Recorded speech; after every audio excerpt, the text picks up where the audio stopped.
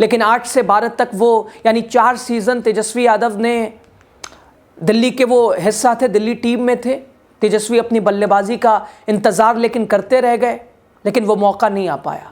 उन्हें प्लेइंग 11 में जगह नहीं मिल पाई, उन्हें बेंच पर ही बैठना पड़ा।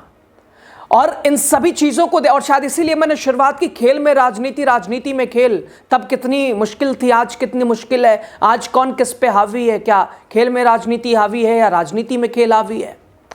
तेजस्वी यादव को 4 सालों में एक भी बार प्लेइंग 11 का मौका नहीं मिला। 2012 में उन्होंने क्रिकेट को अलविदा कह दिया, क्रिकेट छोड़ दिया और फिर पिता के साथ सक्रिय राजनीति में आने का फैसला किया।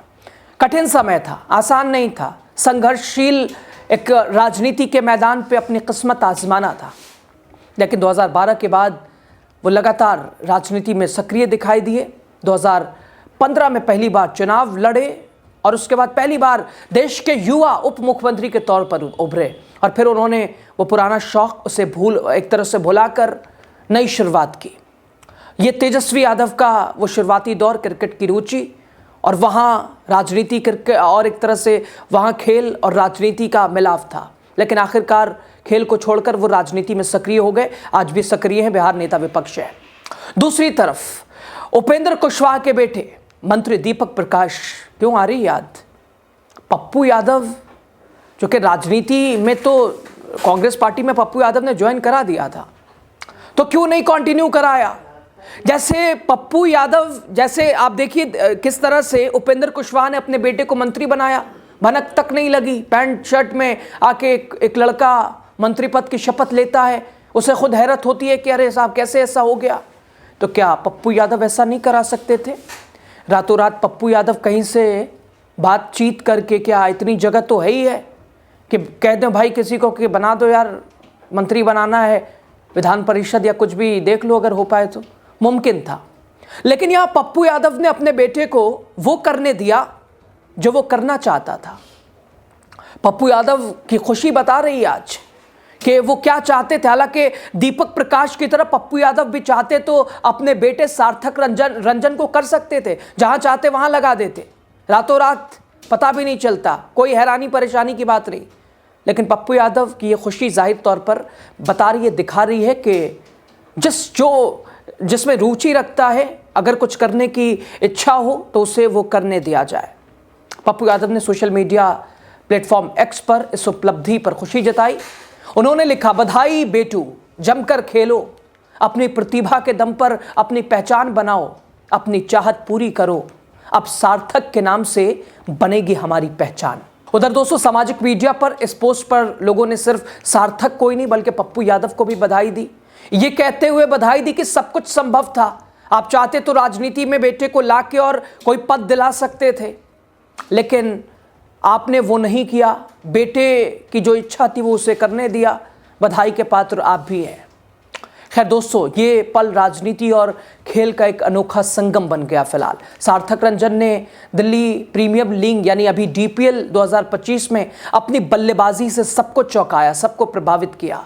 नॉर्थ दिल्ली स्ट्राइकर्स की ओर से खेलते हुए सार्थक रंजन ने केवल 58 गेंदों पे शतक जमाया, जिसमें 7 चौके 7 छक्के शामिल थे।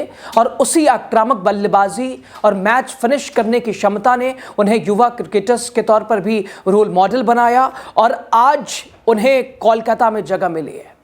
विशेषज्ञों का कहना है कि अगर सार्थक इसी प्रदर्शन को बरकरार रखते हैं, आने वाले समय में राष्ट्रीय टीम में भी उन्हें जगह मिल सकती है। लेकिन सवाल वही है कि जैसे तेजस्वी के साथ हुआ, 4 साल में एक भी मौका प्लेइंग 11 में नहीं मिला, क्या वैसा ही कहीं पप्पू यादव के बेटे के साथ ना हो? और शायद इसीलिए मैंने कहा, राजनीति में खेल हावी है, इधर खेल में राजनीति हावी है। फिलहाल आप इंडियन क्रिकेट टीम को भी देख सकते हैं। गौतम गंभीर जिसकी कमान संभाल रहे हैं, धोनी बनना चाहते हैं, लेकिन पूरी टीम को तितर भितर कर दिया है। पुराने रिकॉर्ड, सब कुछ उसे एक तरह से उसके ऊपर काली पट्टी सी लगाते नजर आ रहे हैं। खैर दोस्तों, फिलहाल युवा क्रिकेटरों के लिए पप्पू यादव के बेटे प्रेरणा का क्षण बने हैं। अपनी मेहनत, लगन, टैलेंट, साफ तौर पर किसी भी पृष्ठभूमि से आने वाला खिलाड़ी अलग पहचान बना सकता है। वो चाहे तो कल जहां खड़ा था वहां खड़ा रह सकता था, उपेंद्र कुशवाहा जैसा हाल कर सकता था, लेकिन आगे आने दिया, अपने प्रतिभा दिखाने का अवसर। खैर दोस्तों, इस नीलामी में सिर्फ सार्थक ही चर्चा में नहीं है, बल्कि ऑस्ट्रेलिया के ऑलराउंडर कैमरून ग्रीन ने सबसे ज़्यादा कीमत में बिककर सुर्खियां बटोरी हैं। कोलकाता नाइट राइडर ने उन्हें 25.20 करोड़ रुपए में खरीदा है और ये आईपीएल इतिहास के सबसे महंगे विदेशी खिलाड़ी बन गए हैं। और साथ ही मुंबई इंडियंस ने बिहार के सुपौल से आने वाले मोहम्मद इजहार को भी 30 लाख रुपए में खरीदा है। और इस तरह बिहार में युवा क्रिकेटर्स ने आईपीएल में अपनी पहचान बनाना शुरू कर दिया है। उधर विशेषज्ञों के अनुसार इस ऑक्शन ने नए टैलेंट को वैश्विक मंच पर चमकने का एक अवसर दिया है और यह साबित करता है कि आईपीएल केवल खेल का मेला नहीं, बल्कि युवा खिलाड़ियों के लिए करियर को नई ऊंचाइयों पर ले जाने वाला भी एक मंच है। उधर पप्पू यादव की खुशी, जिनको सोशल मीडिया पर उस पोस्ट में उनकी खुशी झलक रही है।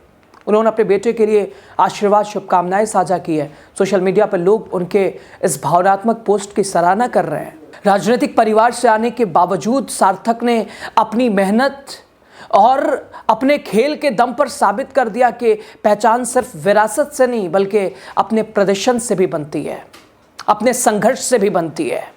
ये शांत एक संदेश भी है। खैर सवाल ये भी, क्या सार्थक आने वाले समय में अपने आईपीएल डेब्यू में कैसा प्रदर्शन करेंगे? कोलकाता नाइट राइडर ने उन्हें केवल टीम का हिस्सा नहीं, बल्कि भविष्य की रणनीति में भी शामिल किया है, क्योंकि सार्थक के पास अंतर्राष्ट्रीय क्रिकेट में जाने की पूरी क्षमता है।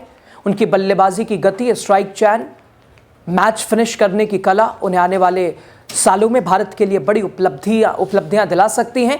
दोस्तों, युवा खिलाड़ी अब बड़े मंचों पर खेलकर अपनी क्षमताओं का एक तरह से प्रमाण देंगे और दर्शकों का एक तरह से दर्शकों के बीच रोमांच का मुजाहिरा करेंगे। रोमांचक क्रिकेट दर्शकों को भी देखने को मिलेगा। आईपीएल 2026 का ये मिनी ऑक्शन युवाओं के लिए एक सुनहरा अवसर साबित हुआ है। बिहार से लेकर मुंबई तक युवा खिलाड़ियों ने अपनी प्रतिभा दिखाई है और कई बड़े नाम इस बीच में अपनी जगह उन्होंने बनाई है, जो कि आईपीएल ही वो मंच बना जिन्होंने आज बहुत सारे ऐसे खिलाड़ियों को पहचान दी। और शायद पप्पू यादव के बेटे का भी नाम उस लिस्ट में अब शामिल होने के और बढ़ चुका है। लेकिन सबसे बड़ा वही सवाल, खेल में राजनीति अगर आएगी तो मुश्किल है। तेजस्वी जैसा होगा। आपकी राय क्या है? आप क्या सोचते हैं? ज़रूर बताइए।